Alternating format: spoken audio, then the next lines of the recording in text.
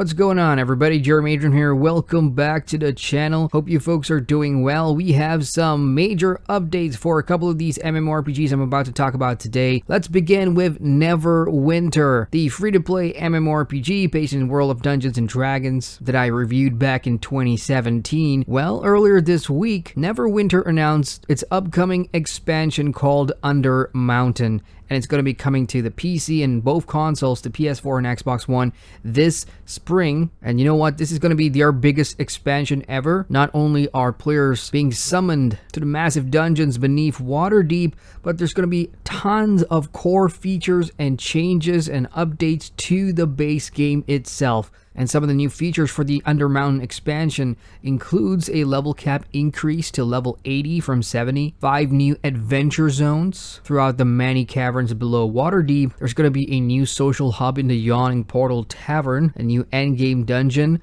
and what a lot of players are talking about is the Overhaul to class powers, to class balance, to the feats, in addition to revamped boon systems, a better loot drop experience, and a whole lot more. So with the new content, one of the things that Neverwinter will be doing is taking a hard look at level scaling. If you go back and watch my 2017 review of Neverwinter, one of my major issues with the game is how level scaling was handled as a new player, and when you're making your way up to the level cap, anytime you want to jump into a leveling zones dungeon, Neverwinter has a daily system in place where endgame players can join you in your dungeon runs, but it becomes so one-sided. There's just no balance whatsoever, and it becomes a less fun experience for everybody trying to do these dungeons for the first time. So with this expansion in 2019, the game is really looking at improving scaling and standardizing item levels. So if you're at the level cap and you're jumping down to do one of these dungeons for your dailies, or you're trying to help a new player, a new buddy out, you're not going to be that overpowered and ruin the fun for everybody else. So in my opinion, at least, this addresses that particular concern from my review. As for what everyone is really talking about, it's basically the overhaul to the class balance, defeats, and the changes to tanking and healing, with healing getting a large spotlight because from the words of the developers themselves, healing is not much of a factor anymore in the current state of the game, so healing's kind of broken, and one of the reasons why is because of life steal, which has become so powerful that oftentimes players can self-heal, making any minor or moderate amount of damage negligible. In turn, this has necessitated boss mechanics that increasingly do more and more damage, which often results in either having a full health bar or being dead. So I guess from the outside looking in, it took the developers some time to actually realize what's going on and just how broke the game is. So this expansion, Under Mountain, is really going to fix a lot of that stuff, which is good news for those of you that do play Neverwinter. As for new exclusive content coming with this expansion itself, the new endgame content is called the Lair of the Mad Mage, which is directly tied to the story of this expansion. And the Under Mountain expansion also features an all-new expedition system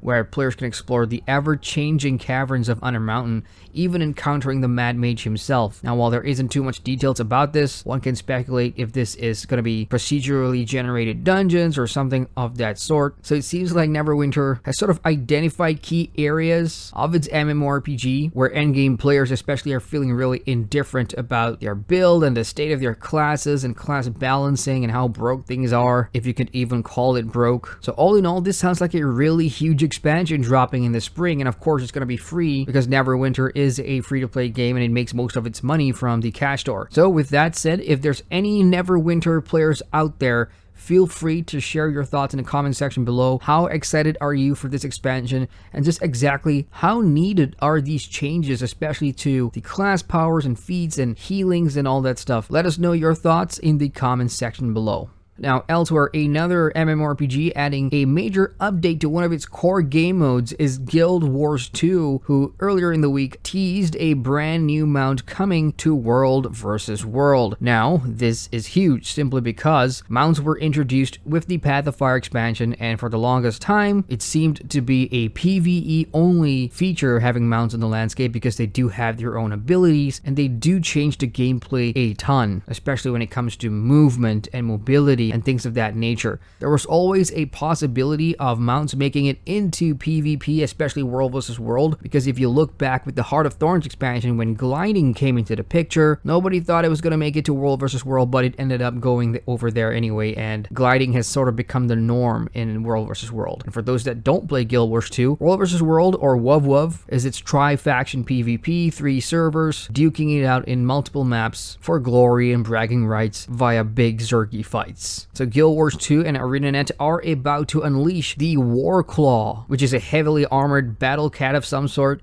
and it looks really decent from the teaser that they showed on their YouTube channel and on their Facebook page. I believe we will get a live stream in the near future detailing what exactly is this WvW mount going to bring to the table. Will it have abilities? What can it do?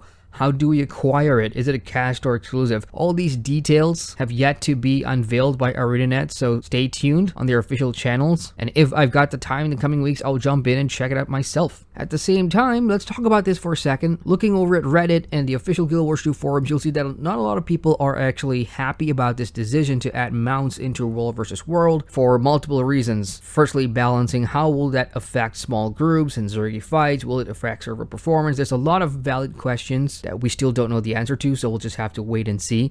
And at the same time, there are more cynical questions like, has this got anything to do with the cash store? Is this going to be a way for them to sell more skins, for example? I mean, for me personally, it doesn't really affect me. I think this is going to go down the same way that gliding has done for Guild Wars 2, especially in WvW mode. I myself am really interested and anticipating the World vs. World overhaul that Guild Wars 2 has talked about last year, which basically gets rid of the requirement of servers entirely. So it's a world restructuring. You can play out there with your guilds and your friends regardless of servers. Now that's what's going to get everybody excited about World vs. World again, because it'll be easier to organize. And there's going to be a lot more hype about it, which simply means more players are going to be playing this mode. So in my opinion, once this update, that massive update, comes out, then it will be a good time to launch a mount for the mode. But it seems like they're doing it the opposite. We're going to get the mount first, and then sometime down the line, we're going to get that world restructuring. So we'll have to wait and see. For those of you that play Guild Wars 2, especially in WvW, feel free to let me know what you guys think about this. Are you guys excited and happy that we're finally getting a mount in World vs. World? Or is it unneeded and there are more important things to focus on? Let me know your thoughts. Oh, and yes, a quick note about ArenaNet as well. This week, there's been some news about layoffs at ArenaNet, and I've seen the reporting from various outlets now about employees and devs that were working on unannounced projects in ArenaNet has been laid off, and this is in line with NCSoft West's entire company reorganization or some stuff like that. ArenaNet themselves have put out an official announcement and statement about this, where they're reassuring its players that Guild Wars and Guild Wars 2 and all their live games are still in good hands and are on track. Either way, it always sucks when people lose their job, so it doesn't matter which department you come from, customer service, R&D, dev team, whatever.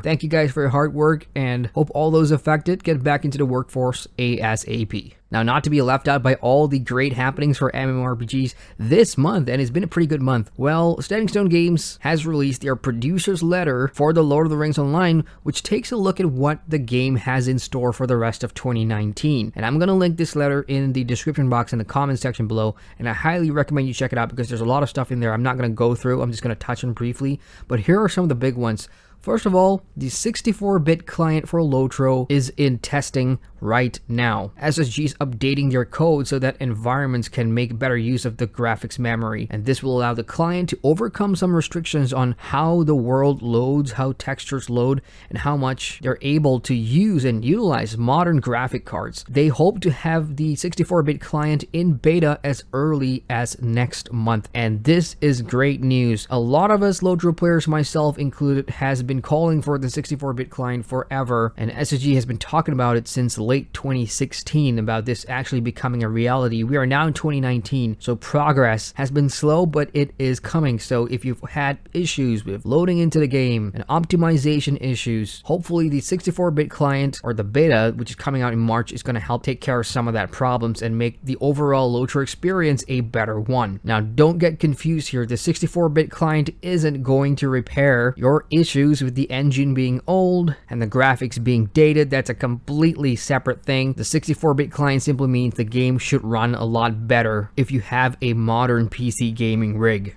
A couple of other interesting stuff here is that they're working on kinships. Kinships are guilds in LOTRO, and they're looking at giving kins something to work towards as a group to earn new rewards. So think of kinship-wide buffs that you can activate. So it sounds like LOTRO moving forward will have some sort of a kinship progression system where leaders and officers can occasionally activate kin-wide buffs, which is great. A lot of MMORPGs do this, and it's a way to reward the large and active kinships on LOTRO with something to do as a collective. Some of the rewards they're talking about includes housing and other stuff, so I keep my eyes out on this one. Last but not least, the letter also touches upon the story. Apparently we're gonna make a U-turn now and head back to the Mordor area to wrap up the Shelob story, and they did drop the expansion word in this letter, so it looks like we're getting another expansion in the near future. They've talked about rebalancing the challenge of the content because a lot of people liked Mordor's difficulty while a lot of people didn't like it, so they're in a tough spot now. They have to find that sweet spot. And then there's tweaks to class balance, crafting,